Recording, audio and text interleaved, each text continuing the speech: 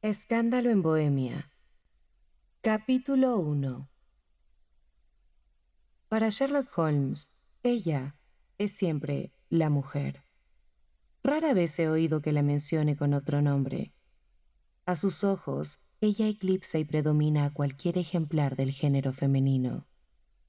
No es que sintiera amor por Irene Adler, ya que todas las emociones, y esa en particular, son aborrecibles para su mente fría, precisa y admirablemente equilibrada. Holmes era, creo yo, la máquina de razonar y observar más perfecta que el mundo haya visto, pero imaginarlo como un amante apasionado es sencillamente imposible. Nunca hablaba sobre pasiones ni debilidades, salvo con burla y desprecio. Podían ser temas admirables para el observador, excelentes para descorrer el velo de las motivaciones y acciones humanas, pero para el razonador entrenado, admitir tales intrusiones en su afinado temperamento era introducir molestos distractores. Un poco de polvillo en un instrumento sensible o una grieta en unos lentes de alta potencia no serían más perturbadores que una emoción intensa en una naturaleza como la suya. Y sin embargo, solo había una mujer para él. Y esa mujer era la difunta Irene Adler, cuyo recuerdo se mantiene turbio y dudoso. Ya no veía a Holmes con tanta frecuencia. Mi matrimonio nos había distanciado. La felicidad y los asuntos domésticos absorbían toda mi atención. Holmes, cuya alma libre le hacía odiar toda forma de compromiso y responsabilidad, permanecía en nuestro alojamiento de Baker Street, enterrado entre sus viejos libros y alternando la somnolencia con la feroz energía de su aguda naturaleza. Seguía, como de costumbre, profundamente atraído por el estudio del crimen y ocupado en seguir pistas y resolver misterios que la policía había abandonado.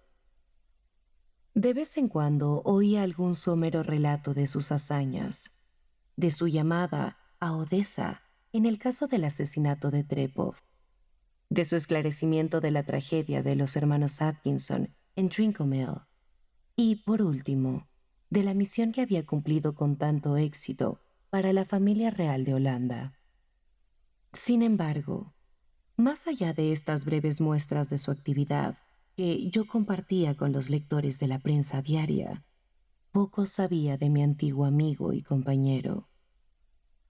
Una noche, fue el 20 de marzo de 1888, volvía de visitar a un paciente, ya que había vuelto a mi profesión de médico, cuando mi camino me obligó a pasar por Baker Street. Al pasar por la recordada puerta, que siempre asociaré con mi etapa de noviazgo y a los oscuros incidentes de Estudio en Escarlata, me invadió un intenso deseo de volver a ver a Holmes y saber cómo estaría empleando sus increíbles habilidades. Sus habitaciones estaban muy bien iluminadas, y cuando levanté la vista, vi pasar 2 veces su figura alta y esbelta por la persiana. Se paseaba por la habitación con impaciencia, cabizbajo y con las manos entrelazadas a la espalda. Para mí, que conocía todos sus estados de ánimo y sus hábitos, su actitud y modales tenían su propia historia. Estaba trabajando de nuevo. Había salido de la somnolencia y estaba buscando, seguramente, un nuevo problema. Llamé al timbre y me hicieron subir a la habitación que antes había sido mía. No era una persona efusiva, rara vez lo era, pero creo que se alegró al verme. Sin pronunciar apenas palabra alguna y con una mirada amable, me hizo señas para sentarme en un sillón. Al instante me tendió una caja de puros y me señaló unos licores y un gasoceno que había en un rincón. Luego se paró frente a la chimenea y me observó con su singular estilo. «El matrimonio te sienta bien», comentó. «Creo, Watson, que has subido 2 kilos desde la última vez que te vi». «7 kilos», respondí. De hecho, parece un poco más. Sonrió Holmes, pero solo un poco. Y noto que has vuelto a ejercer la medicina. No me habías dicho que tenías ganas de volver a la rueda del trabajo. Entonces, ¿cómo lo sabes? Lo observo y lo deduzco, añadió. ¿Cómo sé que se ha estado exponiendo mucho a la lluvia últimamente y que tiene una criada torpe y descuidada? Mi querido Holmes, le dije, esto es demasiado. Si hubieras vivido hace algunos siglos, te habrían quemado. En efecto, el jueves di un paseo por el campo y volví a casa hecho un estropajo. Pero no puedo entender cómo lo has deducido, si me he cambiado de ropa hace mucho. En cuanto a Mary Jane, la empleada, tienes razón, es terrible, y mi esposa está por despedirla. Pero tampoco entiendo cómo pudiste deducir eso. Se rió para sí mismo y se frotó las manos largas y nervudas. Es muy sencillo, dijo. Mis ojos me dicen que en la parte externa de tu zapato izquierdo, exactamente por donde mejor alumbra la luz, el cuero tiene raspaduras y 6 cortes paralelos. Esto obviamente ha sido causado por alguien que trató de quitar el lodo de su zapato, pero lo hizo con enorme torpeza. De ahí mi noble deducción de que se expuso a la lluvia y de que su sirvienta debe ser una de las peores domésticas en Londres. En cuanto a haber vuelto a la medicina, si un caballero entra en mi casa, oliendo a yodo y luciendo una mancha de nitrato de plata en el índice derecho, además de un estetoscopio entre el abrigo y la camisa, no adivinar que ese caballero es un médico me haría un tonto redomado. No pude evitar reírme. Era increíble la facilidad con que explicaba sus procesos deductivos. Cuando te oigo explicar tus razones, observé, todo me parece tan ridículamente simple que me hace creer que yo también podría hacer lo mismo. Pero luego me quedo desconcertado con cada razonamiento tuyo, sobre todo cuando explicas su proceso. Y sin embargo, mis ojos siempre miraron lo mismo que los tuyos. Así es, respondió encendiendo un cigarrillo y recostándose en un sillón. Tú ves, pero no observas. Esa es la gran diferencia. Tú, por ejemplo, has visto muchas veces los escalones del vestíbulo. En efecto, dije. ¿Con qué frecuencia? Bueno, al menos unas 100 veces. ¿Y bien? ¿Cuántos escalones hay? ¿Cuántos? No lo sé. Así es, nunca los has observado de verdad, a pesar de haberlos visto muchas veces. Ese es mi punto. Yo sé que hay 17 escalones, porque he visto y he observado. Por cierto, ya que pareces tan interesado en estos pequeños problemas, y ya que eres bueno relatando mis insignificantes aventuras, puede que esto te interese.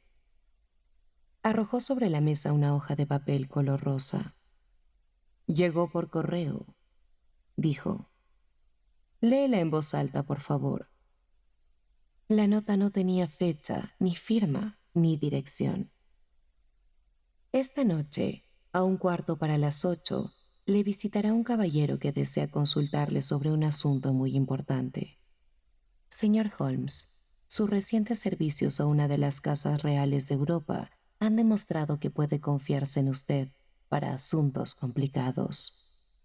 Hemos recibido esta descripción suya en todas partes. Esté en su habitación a esa hora y no tome a mal que su visitante lleve una máscara. Esto sí que es un misterio, comenté. ¿Qué crees que significa? Aún no tengo suficiente información. Es un error crear teorías antes de juntar datos. Uno empieza a tergiversar y en lugar de adaptar las teorías a los hechos, termina adaptando los hechos a las teorías.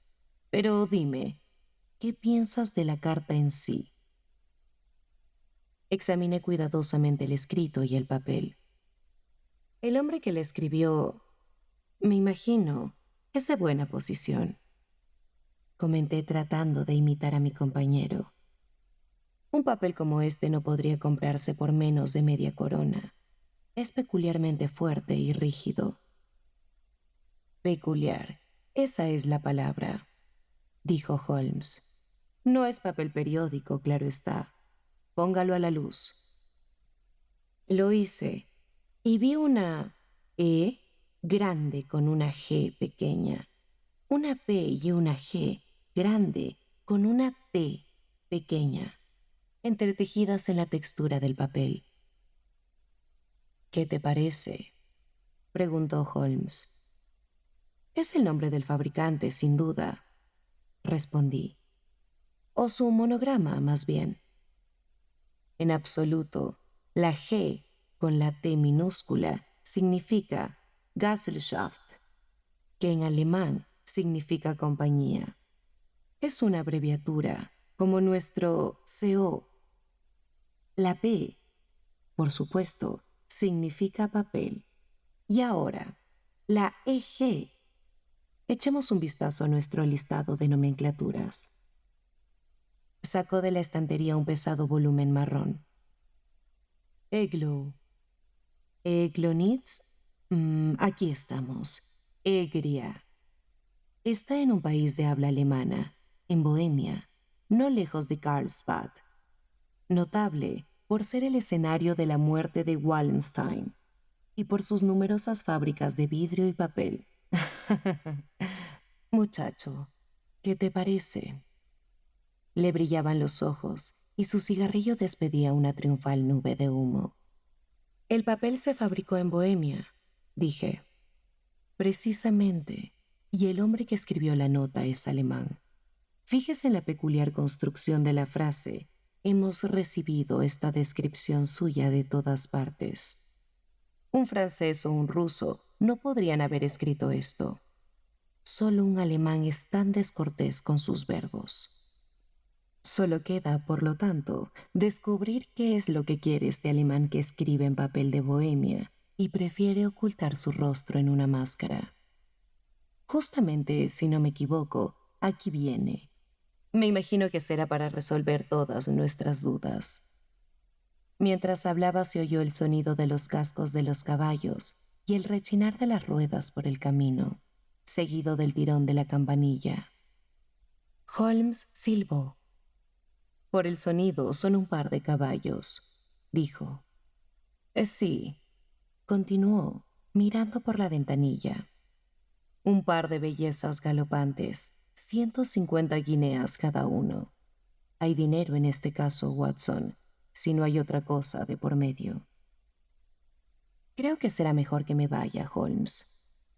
Quédate donde estás, Watson. Esto promete ser interesante. Sería una pena que te lo pierdas. Pero tu cliente... mascullé.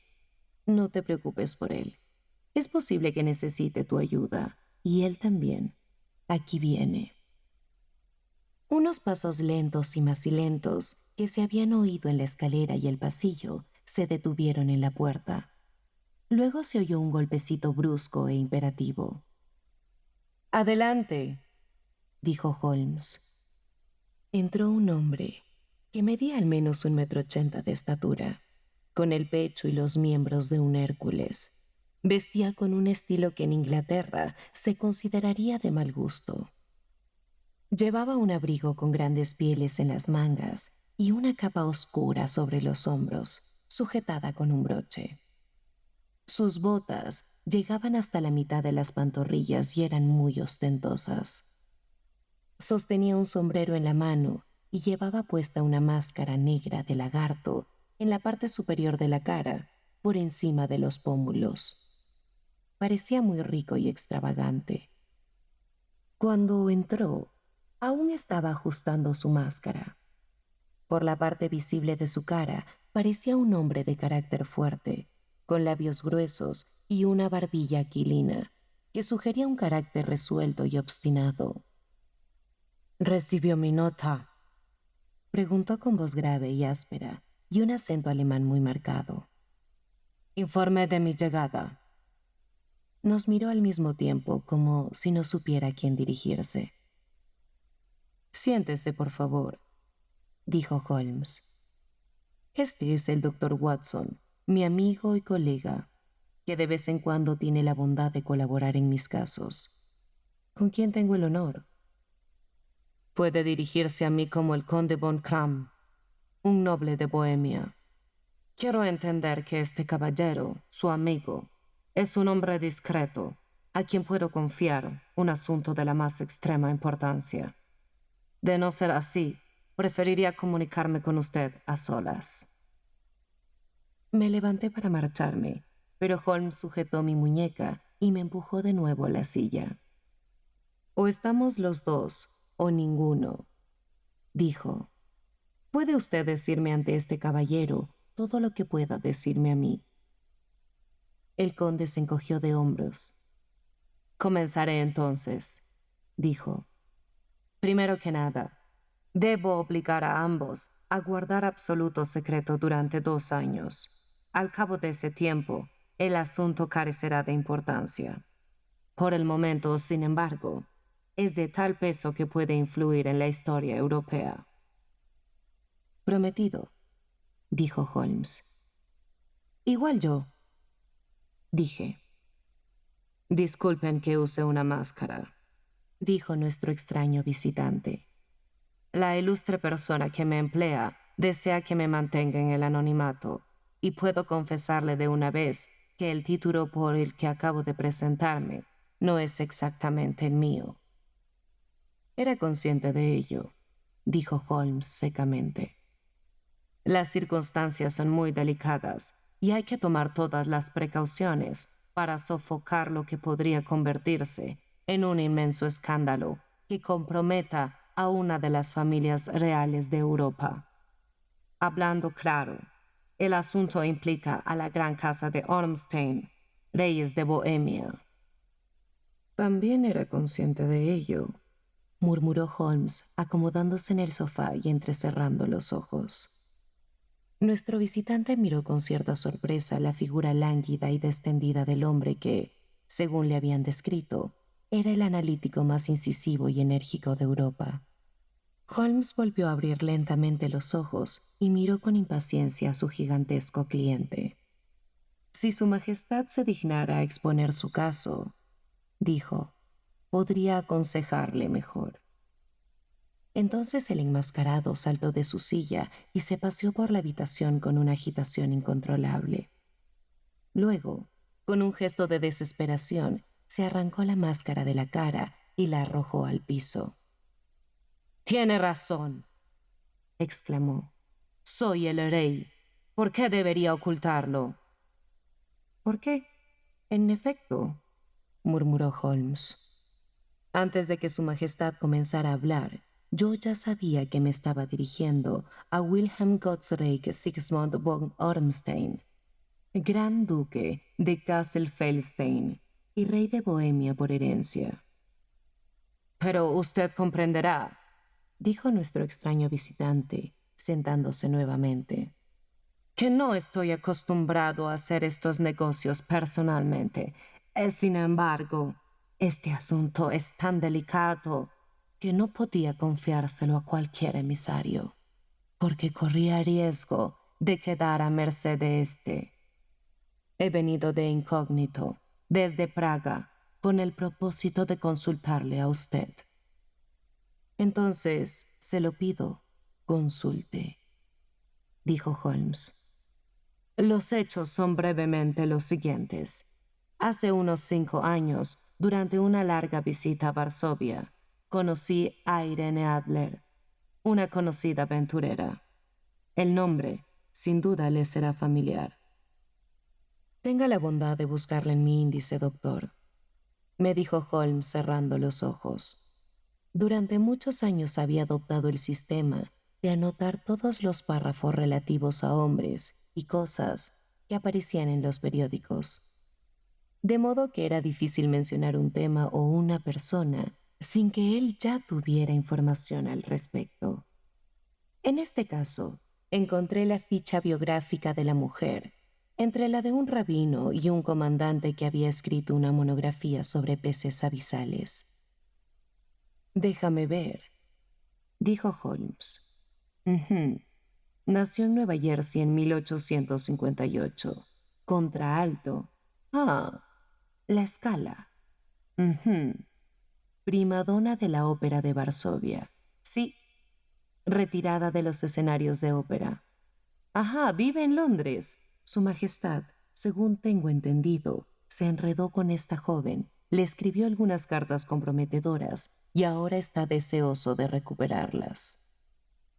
Precisamente, pero ¿cómo? ¿Hubo un matrimonio secreto? No.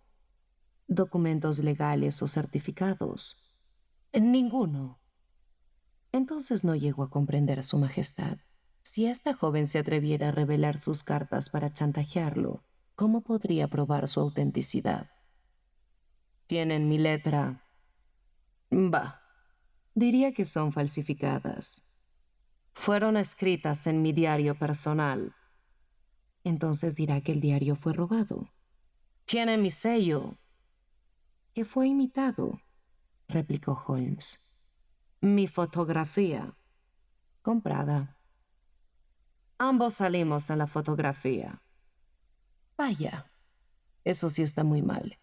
Su Majestad cometió una tremenda indiscreción al fotografiarse. Estaba loco, enamorado. Se ha comprometido seriamente. En aquel entonces solo era príncipe, era muy joven. Ahora solo tengo 30 años. Hay que recuperar la fotografía. Hemos intentado hacerlo, pero hemos fracasado. Su Majestad tendrá que pagar. Las cartas y la fotografía deberán ser compradas. Ella no aceptará. Róbelas entonces. Hubo 5 intentos. En 2 ocasiones, unos ladrones a sueldo saquearon su casa. Una vez, robamos su equipaje mientras viajaba. Ha sido asaltada y registrada por personas contratadas por mí, pero no ha habido resultados. No hay otras pistas. Absolutamente ninguna. Holmes se echó a reír. Es todo un problema. Y muy grande para mí, respondió el rey con enojo. Desde luego. ¿Tiene alguna idea de lo que la señorita Adler hará con la fotografía? Quiere arruinarme.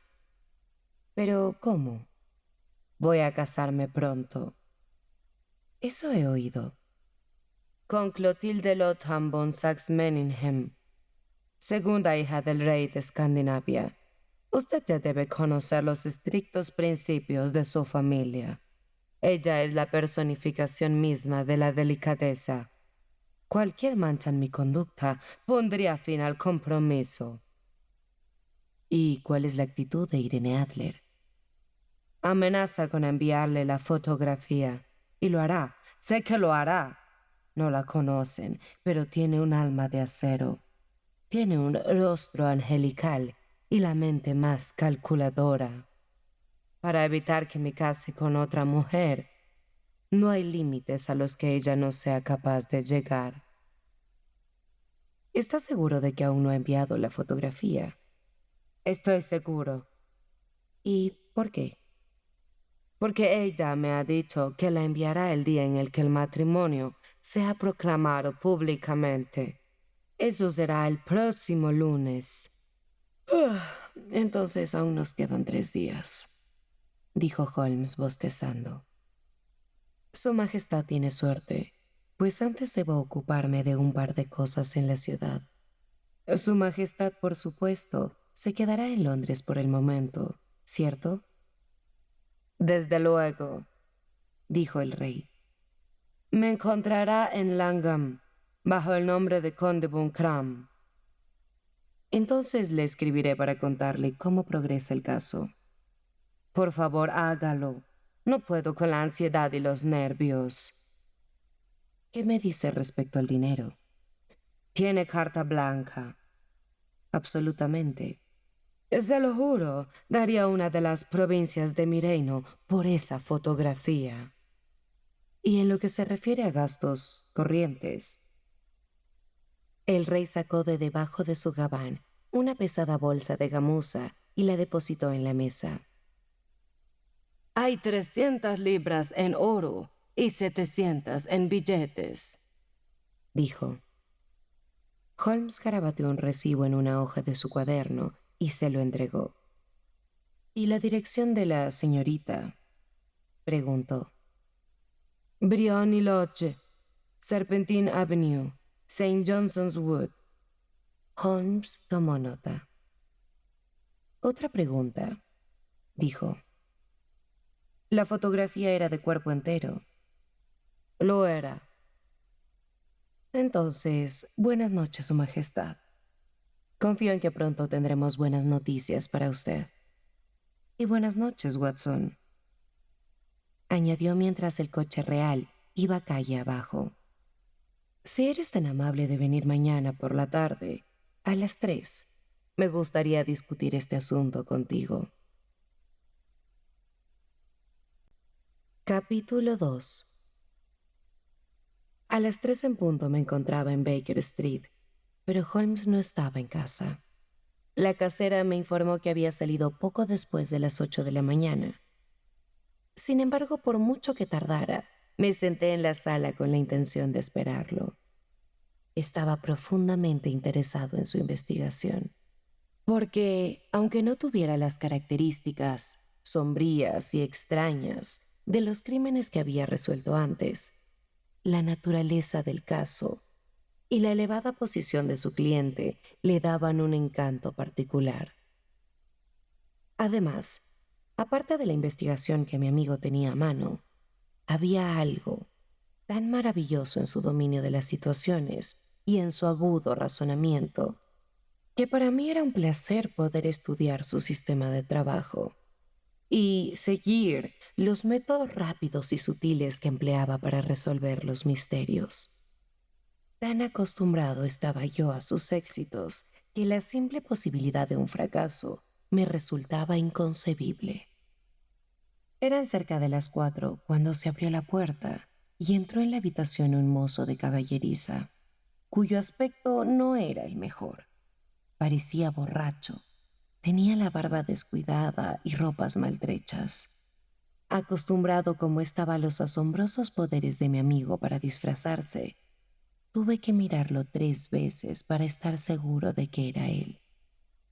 Moviendo la cabeza a modo de saludo, subió a su dormitorio y volvió 5 minutos después, ya cuidadosamente vestido y aseado.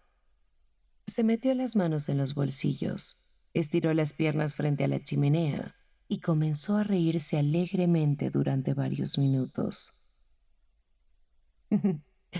Vaya, vaya, dijo, y volvió a reírse hasta que se vio obligado a recostarse en la silla. ¿Qué pasa?, pregunté. Es demasiado gracioso.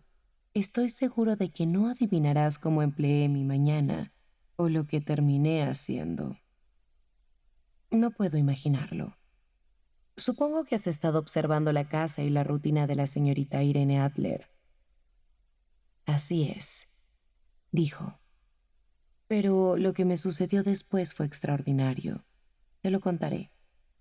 Salí poco después de las 8 de la mañana, disfrazado como un mozo de caballeriza. Hay una maravillosa simpatía y camaradería entre los miembros de esta profesión. Pronto encontré Briony Lodge. Es una villa pequeña, con un jardín trasero y una gran estancia a la derecha, muy bien amueblada y asegurada con esos aldabones que hasta un niño puede abrir.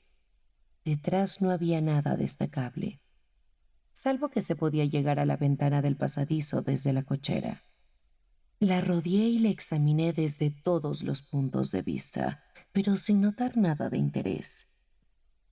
Estuve tonteando por la calle un rato y me fui acercando hasta el lado del jardín, mientras que los mozos atendían a los caballos. Me presté a ayudarlos y recibí como compensación 2 peniques, un vaso de vino, un poco de tabaco y toda la información deseable acerca de la señorita Adler. ¿Y qué averiguaste sobre ella?, Le pregunté. Uf, ha vuelto locos a todos los hombres de esa parte de la ciudad. Es quizás la muchacha más bonita y delicada de este planeta, o al menos eso opinan los mozos. Vive tranquilamente, ofrece recitales en conciertos, sale a las 5 todos los días y vuelve a las 7 para cenar. Excepto cuando canta, vuelve siempre a la misma hora. Tiene un visitante masculino, pero es un visitante bastante asiduo. Es moreno, guapo y elegante, y la visita a diario, incluso más de 2 veces al día. Es el señor Godfrey Norton. Ve las ventajas de ser confidente de un cochero. Mis improvisados amigos lo han llevado varias veces a su casa, en Inner Temple, y saben todo lo que debe saberse respecto a él. Este Godfrey Norton es evidentemente un factor importante en el asunto. Es abogado. ¿Cuál es la relación entre esos dos y cuál el objeto de sus visitas? ¿Ella es su cliente, su amiga o su amante? Si es lo primero, probablemente ya le entregó la fotografía.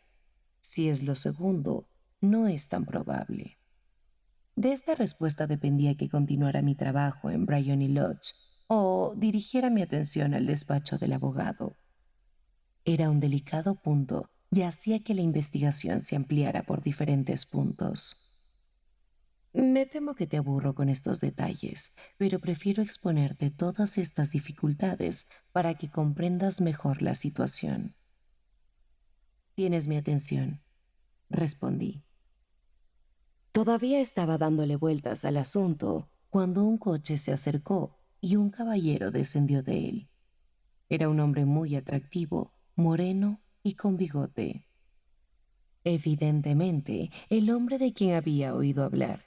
Parecía tener mucha prisa. Le ordenó al taxista que esperara y entró velozmente a la casa, sin ver ni saludar a la empleada que le había abierto la puerta. Estuvo en la casa una media hora. Pude verlo a través de las ventanas del salón, paseándose y hablando excitadamente. A ella no podía verla. El abogado abandonó la casa poco después, con un aspecto más nervioso que antes.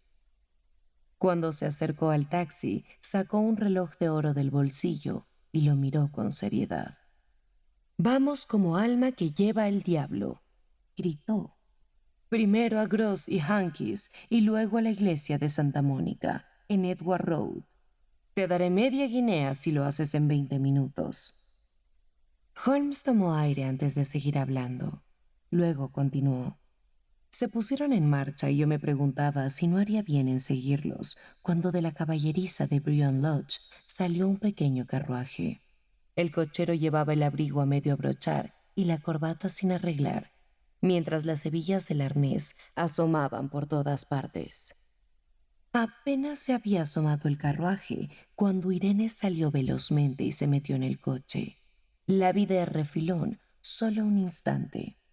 Pero era en efecto una mujer deslumbrante, de esas que provocan dolores de pecho al mirarlas. Esa clase de mujer por la que un hombre sería capaz de perder la vida gustosamente. «A la iglesia de Santa Mónica, Juan», gritó. «Y una buena propina si llegas en 20 minutos». El asunto se puso demasiado interesante, Watson, y no podía perdérmelo. No sabía si correr detrás del coche o treparme a la parte posterior. Cuando un taxi atravesó la calle, el chofer miró mi facha con desconfianza, pero me subí antes de que pudiera objetar. «A la iglesia de Santa Mónica», le dije, «y una buena propina si llegas en 20 minutos». Faltaba poco para las 12, así que estaba perfectamente claro lo que se proponían. Mi taxista era veloz. Creo que nunca he ido tan rápido, pero de todas maneras los otros llegaron antes que yo. Los vehículos del abogado y de Irene se encontraban frente a la puerta de la iglesia. Pagué al cochero y me apresuré a entrar. No había ni un alma, salvo los dos a quienes había seguido, además de un clérigo que parecía discutir con ellos. Los tres formaban un nudo delante del altar. Comencé a deambular por el pasillo lateral, como cualquier otro vagabundo que se ha dejado caer por una iglesia. De repente, para mi sorpresa, los tres se volvieron hacia mí, y Godfrey Norton corrió en mi dirección. «Gracias a Dios», gritó, «tú servirás. Ven, ven». «¿Qué sucede?», pregunté. «Vamos, hombre, vamos. Serán solo 3 minutos. Si no, no será legal». Me arrastraron al altar y antes de saber dónde estaba, me encontré murmurando respuestas que me susurraban al oído, dando fe de cosas de las que no sabía nada y, en general, colaborando en unir en matrimonio a Irene Adler, soltera, con Godfrey Norton, soltero. Todo se hizo en un instante, y allí estaba la novia y el novio dándome las gracias, mientras el clérigo me sonreía. Ha sido la situación más absurda que he vivido en mi vida, y eso es lo que me hizo reír ahora mismo. Al parecer, el clérigo se negaba tajantemente a casarlo sin un testigo, y mi aparición evitó que el novio tuviera que salir a la calle en busca de un padrino. La novia me regaló una moneda. Pienso colgarla en la cadena de mi reloj en recuerdo de la ocasión. Debo admitirlo, Holmes. Es un giro inesperado a los acontecimientos. Dije. ¿Qué sucedió después? Bueno, descubrí que mis planes estaban seriamente amenazados. Como la pareja parecía dispuesta a marcharse inmediatamente, me veía obligado a tomar medidas rápidas y enérgicas. Sin embargo, ambos se separaron en la puerta de la iglesia. Él retornó a su oficina y ella a su casa. «Saldré al parque a las 5 como de costumbre», dijo ella al separarse de su flamante marido. No pude oír más. Se marcharon en direcciones opuestas y yo me fui a hacer mis propios preparativos. «¿Y cuáles son estos preparativos?», dije. «Un poco de carne y un vaso de cerveza», respondió al ver que la sirvienta entró. «He estado demasiado ocupado y no he pensado en comer, y es probable que lo esté aún más esta noche. Por cierto, Watson, necesito tu colaboración». «Estaré encantado». «¿No te importa infringir la ley?» «En absoluto». «¿Ni correr el riesgo de ser arrestado?» «No, si es por una buena causa». «La causa es excelente, amigo». «Entonces cuenta conmigo». Sabía que podía confiar en ti. «Pero ¿cómo puedo serte útil, Holmes?» «Cuando la señora Turner deje la comida, te lo aclararé». «Ahora», dijo mientras se volcaba hambriento sobre la frugal comida que trajo la casera. «Debo discutirlo mientras como, porque no tengo mucho tiempo. Son casi las 5. Dentro de 2 horas entraremos en acción. La señorita Irene, o más bien, la señora Irene, regresa de su viaje a las 7. Debemos estar en Briony Lodge para recibirla». «¿Y luego qué?» «Eso me lo dejas a mí. Ya he planificado lo que va a ocurrir. Solo hay una cosa que debo aclarar. Pase lo que pase, no intervengas. ¿Entiendes?» «Debo ser neutral». «No, no hagas nada en absoluto. Es posible que haya algún incidente desagradable. No interfieras en él. Los sucesos concluirán cuando me conduzcan a la casa. 4 o 5 minutos después se abrirá la ventana del salón. Entonces debes acercarte a esa ventana». «Entendido». «Debes observarme, porque para ese entonces estaré al alcance de tu vista». «Entiendo». «Y cuando yo levante la mano, arrojarás a la sala lo que yo te voy a dar. Y al mismo tiempo lanzarás el grito de ¡Fuego!». ¿Me entiendes?» «Completamente, Holmes». «Es un objeto corriente», dijo sacando del bolsillo un rollo en forma de cigarro. «Es un cohete de humo que estalla al chocar al piso. Su tarea se limita a eso. Cuando lances el grito de fuego, llamará la atención de muchos, pero debes caminar tranquilamente hasta el final de la calle y esperarme. Yo me reuniré contigo 10 minutos después». Espero haber sido claro. Debo parecer neutral, acercarme a la ventana, vigilarte y a tu señal, lanzar este cohete. Luego dar el grito de fuego y esperarte en la esquina de la calle. Exacto, Watson. Si solo es eso, puedes confiar plenamente en mí. Excelente. Creo que ya casi es hora de prepararme para mi nuevo disfraz. Ingresó a su dormitorio y retornó a los pocos minutos con el aspecto de un amable y sencillo clérigo. Su sombrero negro, pantalones anchos, corbata y su amable sonrisa lo transformaban en un auténtico y amable sacerdote. No solo era porque Holmes hubiera cambiado de traje, su expresión, sus modales, su alma misma parecían transformarse con cada nuevo papel. Cuando Holmes se convirtió en detective, los escenarios perdieron a un excelente actor y la ciencia, claro, a un excelente investigador. Eran las 6:15 cuando salimos de Baker Street y aún faltaban 10 minutos para la hora señalada. Había anochecido y las lámparas se estaban encendiendo cuando nos apostamos frente a Briony Lodge, esperando la llegada de su ocupante. La casa era tal como me la había descrito Sherlock Holmes, pero el lugar parecía ser menos privado de lo que esperaba. Para ser la pequeña calle de un barrio tranquilo, estaba notablemente animada. Había unos mendigos fumando y riendo en una esquina, un afilador de tijeras con su rueda, dos guardias piropeando a una enfermera y varios jóvenes que holgazaneaban con cigarros en la boca.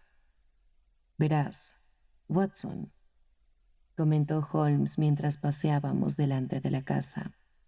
Este matrimonio simplifica el asunto. La fotografía se convierte ahora en un arma de doble filo. Así como nuestro cliente no quiere que esa fotografía sea vista por su novia, la señorita Irene tampoco querrá que su reciente esposo la vea. Ahora, la pregunta es, ¿dónde podremos encontrar la fotografía? Es cierto, ¿dónde? Es muy poco probable que ella la cargue consigo. Con el marco resulta tan grande como un armario, demasiado para el vestido de una mujer. Además, ya la han asaltado 2 veces y debe sospechar de las intenciones del rey. Podemos suponer entonces que no la lleva consigo. ¿Dónde está entonces? ¿Con su banquero o su abogado? Existe esa doble posibilidad, pero me inclino a pensar que ninguna de las dos. Las mujeres suelen ser muy reservadas y les gusta tener secretos. ¿Por qué debería entregarle la foto a alguien? Además, recuerda que había decidido utilizarla en unos pocos días. Debe tenerla a mano para cualquier eventualidad. Debe estar en su casa. Pero ha sido robada 2 veces. Mm, Seguramente por sujetos que no saben robar. Pero ¿cómo vas a buscarla? Yo no buscaré. ¿Y entonces? Haré que ella misma me muestre dónde está. Pero ella se negará. No podrá hacerlo. Oigo el ruido de las ruedas. Es su carruaje. Ahora cumple mis órdenes al pie de la letra. Mientras hablaba, el resplandor de las luces de un carruaje recorrió la avenida. Era un pequeño y elegante coche que traqueteó hasta la puerta de Briony Lodge. Cuando se detuvo, uno de los mendigos de la esquina se apuró en abrir la puerta y así ganarse un cobre. Pero recibió un codazo de otro mendigo que tenía la misma intención. Estalló entonces una pelea, que se hizo más tumultuosa a causa de la intervención de los policías y del afilador de cuchillos. Un instante después, la dama que había descendido de su carruaje era el centro de un pequeño nudo de hombres que se lanzaban puñetazos y patadas a diestra y siniestra. Holmes se precipitó para proteger a la dama, pero al intentar acercarse cayó al piso y comenzó a sangrar por la nariz. Al verla caer, los guardias se lanzaron en una dirección y los mendigos en otra, mientras que varias personas bien vestidas que habían observado la refriega desde lejos Se agolparon para ayudar a la dama y al herido. Irene Adler se había apresurado a subir los escalones, pero se quedó de pie en lo alto, con su soberbia figura contra las luces del vestíbulo, mirando hacia la calle. —¿Está muy herido el pobre caballero? —preguntó. —Está muerto —gritaron varias voces. —No, no, está con vida —gritó otro—, pero morirá si no lo llevan a un hospital. —Es un tipo valiente —dijo una mujer—. De no ser por él, se habrían robado el bolso y el reloj de la señora. —¡Ah! Parece que está respirando. —No podemos dejarlo en la calle. Podemos meterlo a su casa, señora. —Por supuesto. Llévenlo al salón. Hay un cómodo sofá. Por aquí, por favor. Lo cargaron suavemente y lo llevaron a Briony Lodge. Fue recostado en la habitación principal mientras yo seguía observando los acontecimientos junto a la ventana.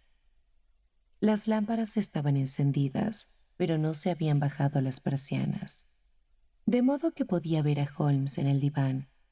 Yo no sé si Holmes es capaz de un sentimiento así, pero yo sí me sentía abochornado y culpable al ver a aquella hermosísima mujer quien se había inclinado sobre el sofá para compadecerse de mi amigo.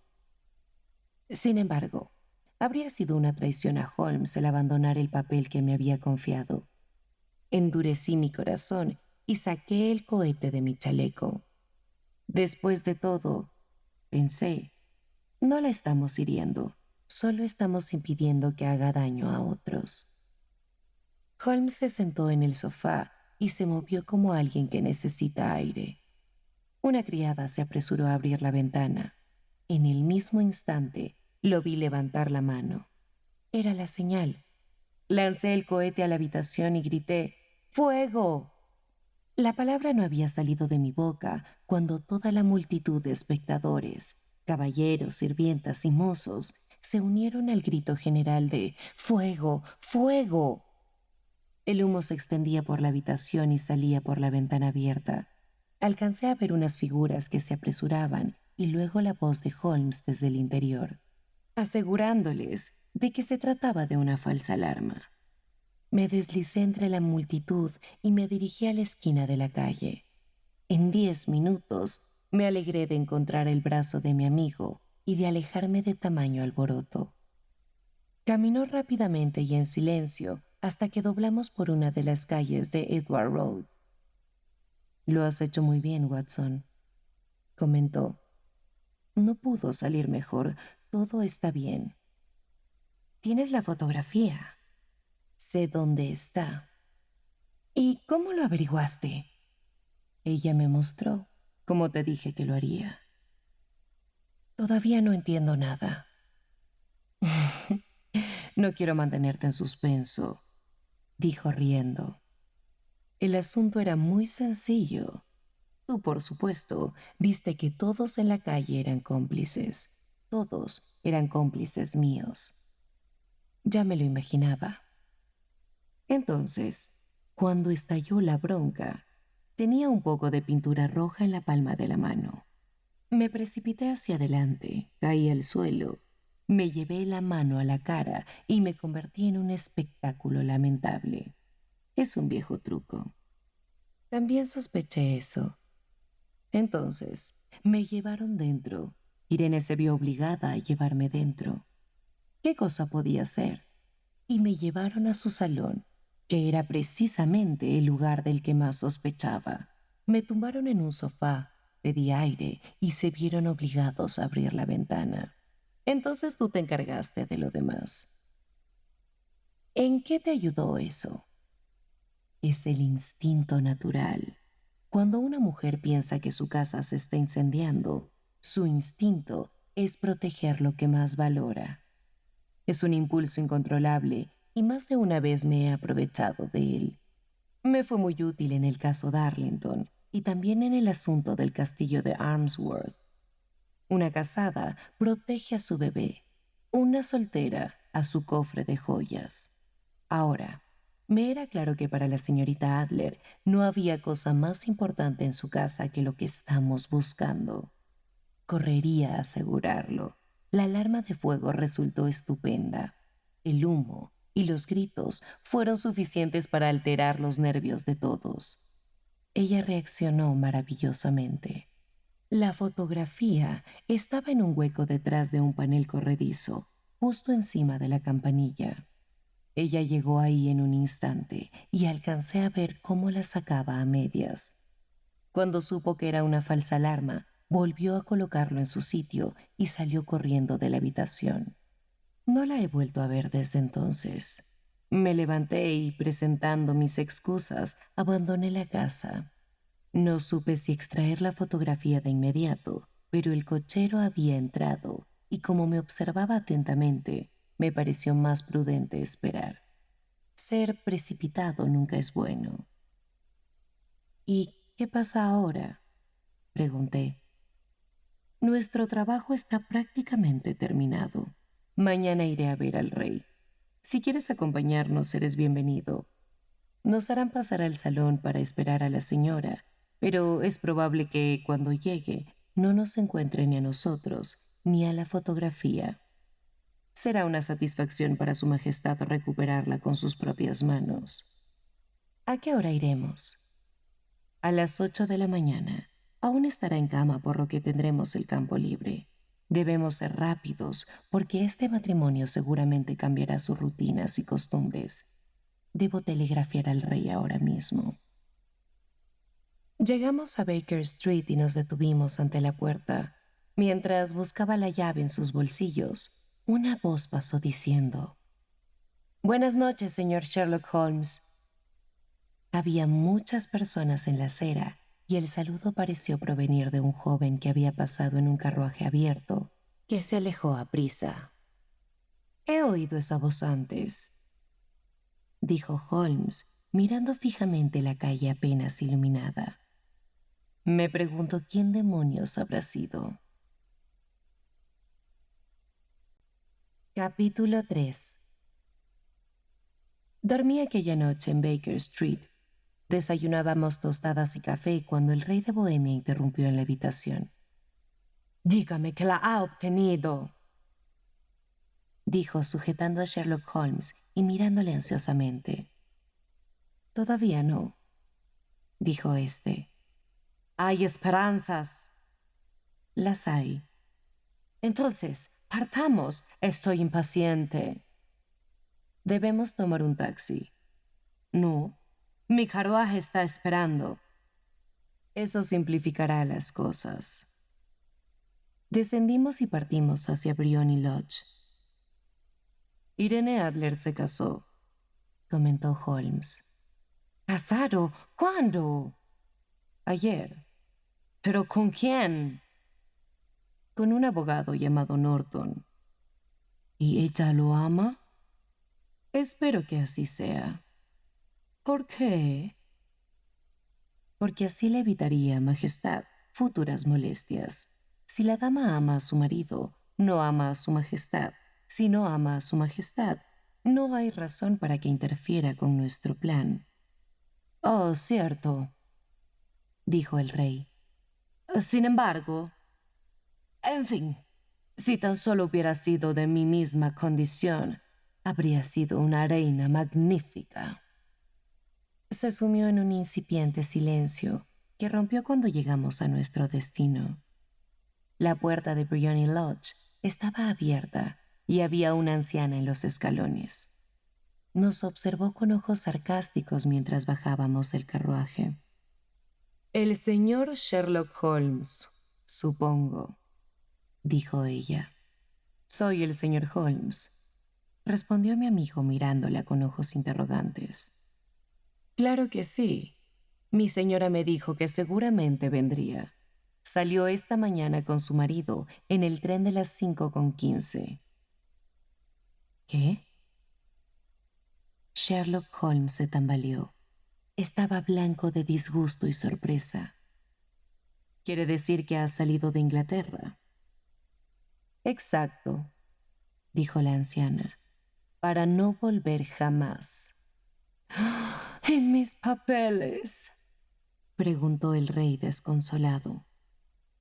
Todo está perdido. Ya veremos, dijo Holmes. Empujó a la sirvienta e ingresó en el salón, seguido por el rey y por mí. Los muebles estaban desparramados, las estanterías desmontadas y los cajones abiertos, como si la dama los hubiera saqueado antes de huir. Holmes se lanzó sobre la campanilla y descorrió una persiana corrediza. Metiendo la mano, sacó una fotografía y una carta. La fotografía era de la propia Irene Adler, con traje de noche. La carta estaba escrita a nombre de Sherlock Holmes.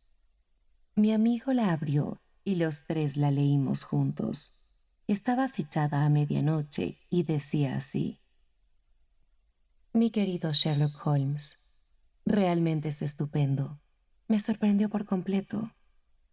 Hasta después de la alarma de incendio no sospeché de nada. Pero entonces empecé a pensar. Me habían advertido sobre usted hacía meses. Me habían dicho que si el rey empleaba a un agente, ese sería usted. Me habían dado su dirección. Sin embargo, logró que le revelara lo que quería saber.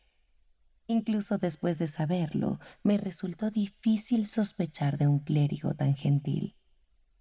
Pero, usted sabe, yo también soy actriz. Los disfraces masculinos no son nuevos para mí. A menudo también me valgo de ellos. Envié a John, el cochero, a vigilarlo. Y cuando usted estaba por marcharse, me puse la ropa adecuada y bajé a saludarlo. Pues bien, le seguí hasta su puerta. Quería estar segura de que en verdad yo era una persona de interés para el fantástico Sherlock Holmes. Luego, de forma muy imprudente, le deseé buenas noches desde mi carruaje y partí a ver a mi marido. Al saber que nos perseguía un tipo tan talentoso, mi esposo y yo pensamos que lo mejor era huir. Por tanto, cuando venga a buscarnos mañana, encontrará el nido vacío. En cuanto a la fotografía, su cliente puede estar tranquilo. Amo y soy amada por un hombre mejor que él. El rey puede hacer lo que quiera. La guardo solo para protegerme y conservar un arma que me proteja de posibles venganzas futuras. Le dejo una fotografía que tal vez le interese poseer. Querido señor Sherlock Holmes, quedo a sus órdenes. Atentamente, Irene Norton, de soltera, Irene Adler. ¡Qué mujer! ¡Oh, qué mujer!, exclamó el rey de Bohemia. No bien terminamos de leer la carta. No les advertí de lo inteligente y despiadada que es. No habría sido una reina formidable. Es una lástima que no estuviera a mi nivel. Por lo que he visto de esta dama, me parece que, en efecto, está en un nivel diferente al de su majestad, dijo Holmes con frialdad. Lamento no haber podido ser más útil a los fines que buscaba. Por el contrario, mi querido señor, gritó el rey, todo resultó muy bien. Sé que su palabra es inviolable. Ahora, esa fotografía está tan a salvo como si el fuego la hubiera consumido. Me alegra oír que su majestad diga eso. Estoy en deuda con usted. Le ruego que me diga cómo puedo recompensarlo. Este anillo. Se sacó del dedo un anillo con forma de serpiente, con una gran esmeralda en el centro, y lo extendió sobre la palma de la mano. Su majestad tiene algo que yo valoraré aún más, dijo Holmes. Solo píralo, dijo el rey. La fotografía. El rey lo miró asombrado. La fotografía de Irene, dijo el rey. Desde luego, si la quiere, es suya. Se lo agradezco, majestad. No hay nada más que pueda hacer en este asunto. Tengo el honor de desearle muy buenos días. Hizo una reverencia y evitando la mano que el rey le tendía, volvimos a Baker Street. Así fue como un gran escándalo amenazó la estabilidad del reino de Bohemia, y cómo los mejores planes de Sherlock Holmes fueron vencidos por una mujer ingeniosa. Él solía admirar la inteligencia de las mujeres, pero últimamente ha dejado de hacerlo. Y cuando habla de Irene Adler, o cuando se refiere a su fotografía, siempre lo hace bajo el honorable título de ella, la mujer. Pelear contra un cañón. La Vieille se vio abruptamente cortada por un alarido de angustia, y paralelamente resonó un estruendo diferente a cualquier otro. El clamor y los ruidos surgían del corazón navío. El comandante y el oficial se precipitaron hacia el piso del cañón, pero les fue imposible descender. Todos los artilleros ascendían aterrados. Había sucedido algo espantoso. Un cañonazo de arsenal de 24 libras se había liberado. Tal incidente es el más temido a bordo de una embarcación. Nada puede ser más catastrófico para un velero en alta mar y con velas desplegadas. Un cañón que se desata se metamorfosea súbitamente en un ser enigmático y sobrenatural. Es una maquinaria convertida en criatura. Ese pequeño bulto rodante se desplaza como un balón. Rueda en el vaivén de la embarcación. Cae con el vaivén vertical. Avanza, pausa, parece reflexionar. Retoma su trayecto. Se lanza veloz de un lado a otro del buque. Da vueltas. Elude. Choca. Irrumpe. Ataca. Hiere. Mata. Aniquila. Es un ariete golpeando arbitrariamente a una pared. Y encima, el ariete es de metal y la pared de madera. Es la materia desenfrenada. Parece que este perpetuo sirviente se revelara, como si la maldad oculta en lo inerte hubiera emergido y explotado súbitamente. Se desespera y parece buscar una venganza enigmática. Nada hay más feroz que este furor de lo inerte. Esta masa enfurecida brinca como un felino. Posee la pesadez de un elefante, la destreza de un roedor, la terquedad de un bóvido, la volubilidad del mar, el zigzagueo del rayo, la inmovilidad sepulcral. Pesa 10.000 libras y se comporta como un juguete. Gira y se propulsa con decisión en línea recta. ¿Cómo enfrentarlo? ¿Cómo poner término a esta amenaza? Una tormenta puede disiparse. Un ciclón desaparece. El viento se calma. Un mástil roto es reemplazable. Un agujero puede ser tapado. Un fuego sofocado. Pero, ¿cómo controlar a esta inmensa criatura de bronce? Puedes dialogar con un bulldog, intimidar a un toro, hipnotizar a una serpiente, hacer retroceder a un tigre, amaestrar a un león. Pero no hay táctica contra este ente. Un proyectil suelto. No puedes acabar con él. Está inerte. Y aún así posee una existencia. Vive con una vitalidad sombría que parece infinita. La plataforma que tiene abajo le brinda su energía. Está impulsado por el navío que es impulsado por las olas que son impulsadas por el viento. Este devastador es un mero juguete. El barco, el oleaje, los vientos, todos lo manipulan. De ahí su terrorífico dinamismo. ¿Cómo lidiar con tal dispositivo? ¿Cómo inmovilizar esta formidable fuerza destructiva? ¿Cómo prever sus movimientos, sus paradas, sus embestidas? Un solo impacto en el casco puede hundir la embarcación. ¿Cómo prever sus terroríficos desplazamientos? Es un proyectil errático que parece tener voluntad y cambia de rumbo constantemente. ¿Cómo desviar algo tan impredecible? El temible cañón se desplaza, avanza, retrocede, golpea aquí, allá, vuelve a retroceder, desvía su trayectoria, desafía toda predicción, arrasa con lo que encuentra, aplasta a los hombres cual insectos. El verdadero horror radica en la inestabilidad del suelo.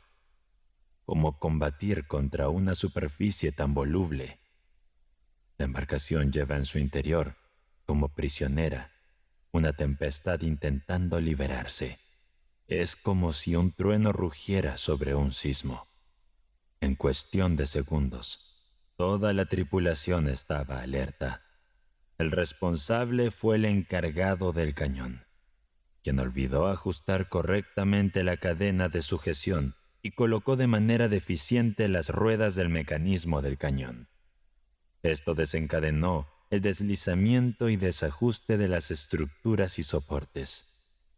El anclaje había cedido y el cañón ya no estaba asentado en su base. En ese momento, la parte que detiene el retroceso no estaba en uso. Una ola considerable azotó el costado.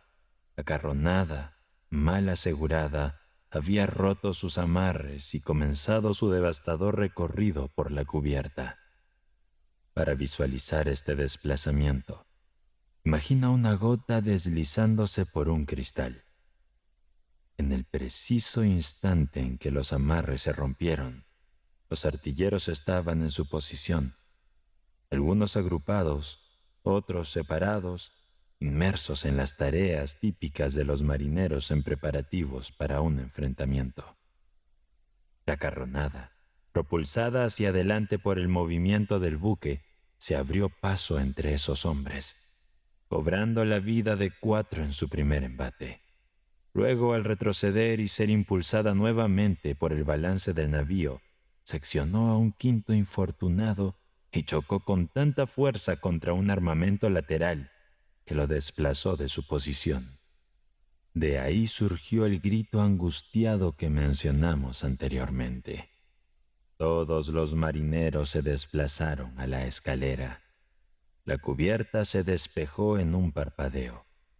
El colosal cañón quedó desatendido, con libertad absoluta. Era el amo de sí mismo y del navío. Sus acciones eran imprescindibles.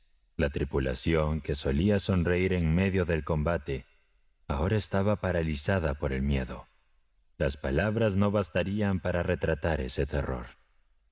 El capitán Boisbertelot y el teniente Lavieuville, hombres de valor conocido, se paralizaron al inicio de la escalera, observando con rostros pálidos y expresiones de incredulidad hacia la cubierta inferior. Alguien los empujó suavemente y descendió. Era su pasajero, el hombre del campo, aquel de quien conversaban hace un rato.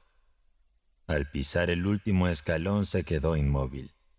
El cañón se desplazaba frenéticamente de un extremo a otro. Parecía ser la manifestación tangible de una visión apocalíptica. La luz intermitente que se mecía en lo alto creaba un juego de luces y sombras que intensificaba la escena. La silueta del cañón se difuminaba debido a la rapidez de su movimiento, apareciendo ora oscuro bajo la luz, ora brillando siniestramente en la penumbra. El cañón prosiguió su alocada danza. Ya había desmantelado otros 4 cañones y ocasionado 2 grandes aberturas en el barco, que, aunque estaban por encima de la línea de flotación, amenazaban con permitir la entrada de agua en caso de mal tiempo. Con una furia incontrolable, embistió contra las estructuras del barco. Los maderos, a pesar de ser robustos y beneficiarse de su forma curva para resistir, chillaron bajo el implacable golpeteo de ese coloso de metal. El frenesí de su movimiento evocaba a la rapidez con la que se agitan granos dentro de un recipiente. Las ruedas del cañón rodaban sobre los cuerpos inertes, mutilándolos hasta dejar solamente retazos de lo que una vez fueron hombres. La cubierta se veía surcada por corrientes de sangre que oscilaban al ritmo del vaivén del buque. Y el ruido, ese incesante y terrorífico ruido, llenaba cada rincón. El comandante retomó prontamente su serenidad y demandó que se lanzara por el portillo al piso de armas todo lo que pudiera detener e interrumpir el avance descontrolado del cañón. Almohadas, hamacas, velas extras, bobinas de cuerda, bolsas de los marineros y paquetes de falsificaciones de los cuales el navío llevaba muchos. Una muestra de la maldad británica vista como un acto de guerra válido. Sin embargo, ¿qué podía hacer esa tela? Dado que nadie se animaba a bajar para eliminarlos correctamente, en poco tiempo se convertían en jirones. El oleaje era lo suficientemente fuerte como para que el percance fuera el más grave. Hubiera sido preferible una tormenta, ya que podría haber descontrolado el cañón y con sus 4 ruedas elevadas habría una chance de dominarlo. Por ahora el desorden se intensificaba. Los mástiles anclados en la estructura del casco y que se alzaban por encima de los tablones de los navíos como enormes columnas cilíndricas mostraban fisuras y quebraduras. Los impactos violentos del cañón habían producido una grieta en el mástil de mesana y seccionado el mástil principal. La artillería estaba sufriendo graves daños. 10 de los 30 cañones ya no servían. Las aberturas en el flanco del barco se multiplicaban y la corbeta comenzaba a tomar agua.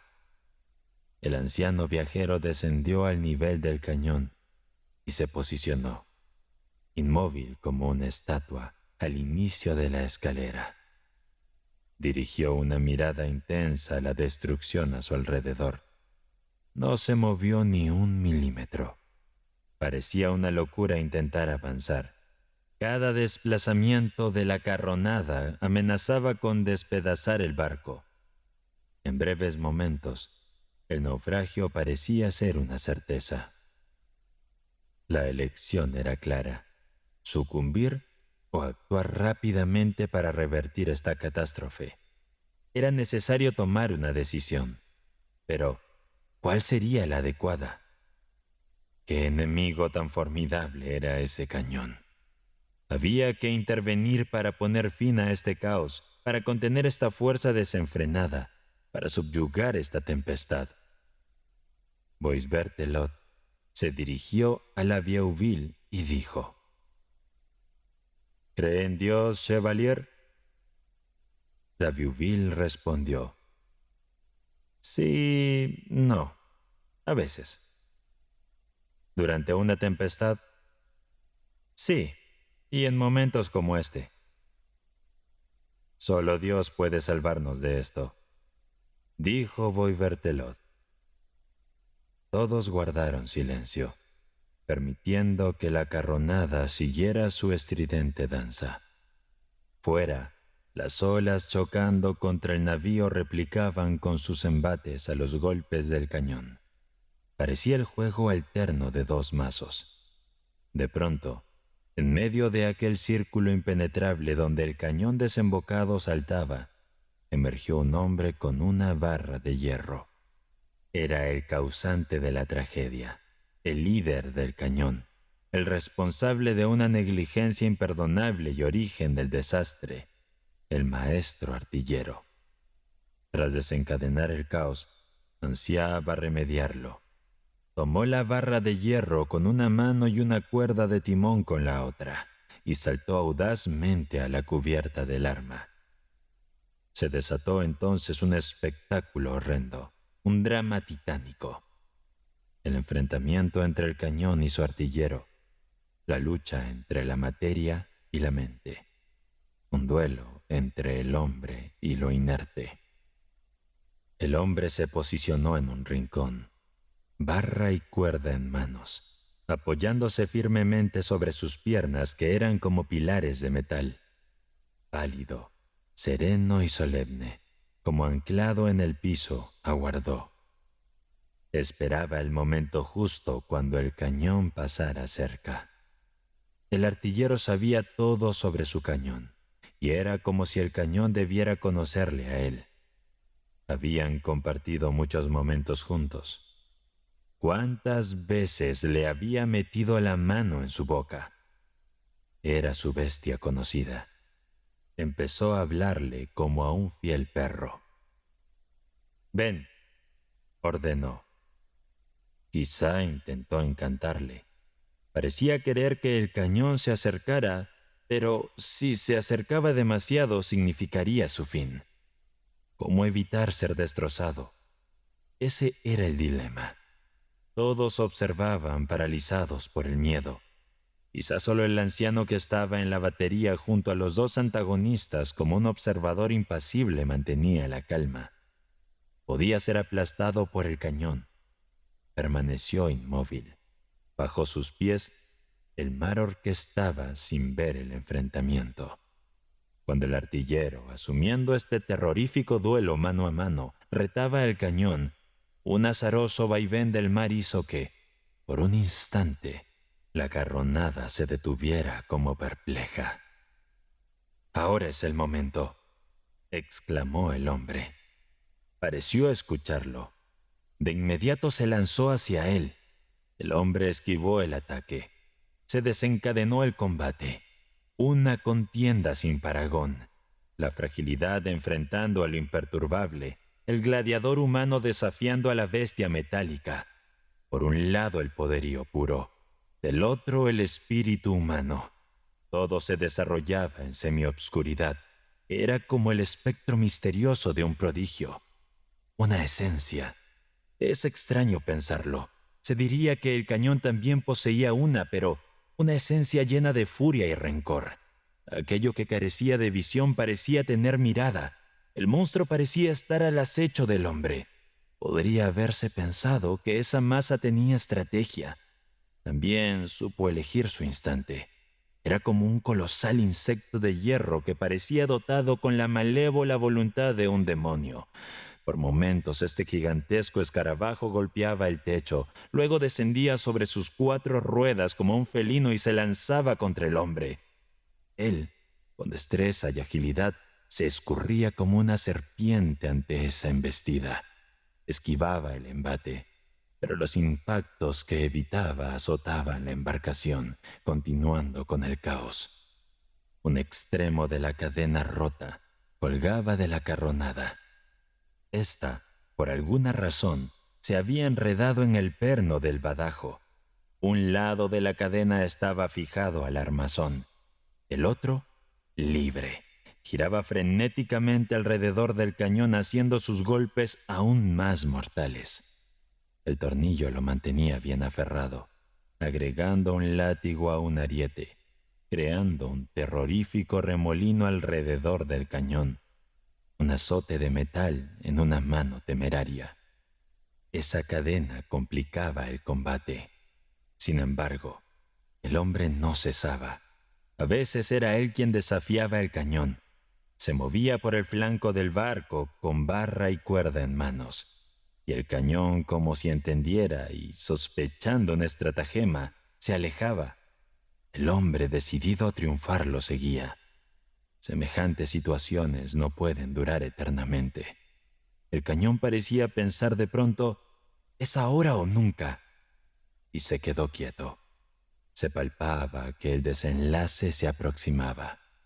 El cañón, en una especie de pausa amenazante, parecía albergar, o al menos se le atribuía una malicia despiadada. Se abalanzó con rapidez sobre el artillero. El artillero, con un ágil salto, lo esquivó y le lanzó riendo un desafiante «Vuelve a intentarlo». El cañón, como si estuviera poseído, destrozó otra carronada a babor. Luego, arrastrando por esa invisible mano que lo guiaba, se lanzó a estribor hacia el hombre, quien huyó. 3 carronadas sucumbieron en los embates del cañón. Después, como desorientado y sin rumbo, se movió de popa a proa, dañando la popa y desgarrando el piso de la proa. El hombre se resguardó al pie de la escalera, cerca del anciano observador. El artillero sostenía firme su barra de hierro. El cañón, dándose cuenta y sin siquiera virarse, se lanzó velozmente hacia él con la velocidad de un rayo. El hombre, acorralado contra el costado, desapareció. Todo el equipo lanzó un grito de terror. Pero el anciano pasajero, que hasta entonces había permanecido impasible, se adelantó más rápido que cualquiera. Se hizo con un fajo de billetes falsos y, corriendo el riesgo de ser aplastado, logró insertarlo entre las ruedas de la carronada. Esa maniobra audaz y arriesgada fue ejecutada con la precisión que solo alguien entrenado en las técnicas descritas en el Manual de Maniobras Marítimas de Durosell podría haber logrado. El paquete causó un parón similar a un atasco. Un pequeño guijarro puede parar un tronco y una rama desviar una avalancha. La carronada se atascó. El artillero, viendo la ocasión, metió su barra de hierro en los radios de una rueda trasera. La pieza de artillería se detuvo e inclinó. El hombre, usando la barra de palanca, logró equilibrarla. La mole cayó estruendosamente, y el artillero, esforzándose al máximo, rodeó con un lazo el cuello de bronce del cañón. El peligro había pasado. El hombre había triunfado. La pequeña hormiga había domado al mastodonte. El pigmeo aprisionó al rayo. Los marinos aplaudieron con entusiasmo. Rápidamente, toda la tripulación aseguró el cañón con cables y cadenas. El artillero dirigió su atención al pasajero. «Señor», dijo, «me ha salvado la vida». El anciano no mostró reacción y permaneció sereno. A pesar de la victoria del hombre, el cañón también había dejado su marca. Evitaron el naufragio inmediato, pero la corbeta estaba seriamente dañada. Su estructura presentaba varias brechas y de 30 carronadas, 20 estaban inutilizables. Necesitaban sellar los daños y poner en marcha las bombas. El suelo del cañón era un escenario de destrucción. Por mucho que quisieran evitarlo, debían iluminar la cubierta con linternas. Mientras la tripulación lidiaba con la crisis, desconocían la situación externa. Una densa niebla había surgido. Habían perdido el rumbo, acercándose peligrosamente a Jersey-Guernesey. El mar agitado amenazaba con más daño. El viento se intensificaba y una tormenta se cernía en el horizonte. La visibilidad era prácticamente nula. Mientras la tripulación se esforzaba en arreglar los desperfectos ocasionados en la cubierta por el cañón, sellar las filtraciones y acomodar las piezas de artillería intactas, el anciano pasajero regresó a la superficie. Se encontraba dándole la espalda al palo mayor. Desconocía un movimiento que había sucedido en el navío. El caballero de la Viewville había alineado a los marineros a ambos costados del palo central, y al toque del silbato del contramaestre, los marineros se alinearon erguidos en las vergas. El conde de Bois-Berthelot se aproximó al viajero. Tras el capitán avanzaba un individuo extenuado, desaliñado, pero con un brillo de logro en su semblante. Era el artillero, hábil en controlar a las bestias y en dominar el cañón. El conde, con un gesto militar, saludó al hombre de atuendo campesino y pronunció: «General, aquí tiene usted al hombre». El artillero, con una postura marcial, mantenía la mirada baja. El conde de Bois-Berthelot añadió: «General, considerando lo que este hombre ha logrado, ¿no considera que su líder le debe reconocimiento?» «Así lo creo», afirmó el anciano. por favor, indique lo que debemos hacer, solicitó Bois Berthelot. Eres tú quien debe indicarlo. Eres el líder del barco. Pero usted es el general, contrapuso Bois Berthelot. El anciano fijó su mirada en el artillero. Ven aquí, ordenó. El artillero obedeció. El anciano, dirigiéndose al conde de Bois Berthelot, desprendió la cruz de Saint-Louis de la casaca del capitán y la sujetó en el uniforme del artillero. ¡Viva!, exclamaron los marineros. Los marineros hicieron un saludo con sus armas, y el anciano pasajero, apuntando al asombrado artillero, declaró: «Ahora que le disparen a este hombre». La alegría se transformó en estupor. Luego, en un silencio ensordecedor, el anciano elevó la voz y expresó: «La negligencia ha puesto en peligro este barco. Ahora quizá esté condenado. Estar en el océano es enfrentar al adversario. Un navío en travesía es como un ejército en combate. La tormenta, aunque oculta, acecha. Todo el océano es una celada. Frente al adversario, cualquier error se paga con la vida. No hay error que se pueda enmendar. Es justo premiar al valiente y sancionar la imprudencia». Las palabras cayeron una tras otra, con una lentitud de solemnidad que evocaba el ritmo constante de un hacha talando un árbol. El hombre, dirigiéndose a los soldados, sentenció: «Que así sea». El hombre, con la reluciente cruz de Saint-Louis en su chaqueta, asintió resignado. A una indicación del conde de Bois Berthelot, 2 marineros descendieron y regresaron con la mortaja. El capellán, que había estado rezando en la cabina desde que zarpó el barco, se unió a ellos. Un sargento posicionó a 12 soldados en 2 hileras de 6. El artillero, en silencio, se situó entre ellas. El capellán, sosteniendo un sacrificio, se puso a su lado. «Avancen», ordenó el sargento. El grupo caminó pausadamente hacia la proa del barco. Los marinos, portando el sudario, le siguieron. Una atmósfera sombría se cernió sobre el navío, mientras en el horizonte rugía una tormenta. Momentos después, una luz destelló. Un disparo resonó en la penumbra, seguido de un silencio que fue interrumpido por el sonido de un cuerpo sumergiéndose en el océano. El anciano pasajero, aún apoyado en el palo mayor, se encontraba inmerso en sus reflexiones. Bois Berthelot, señalándolo discretamente con el dedo índice de la mano izquierda, susurró a la Vieuville: «La Vende tiene líder».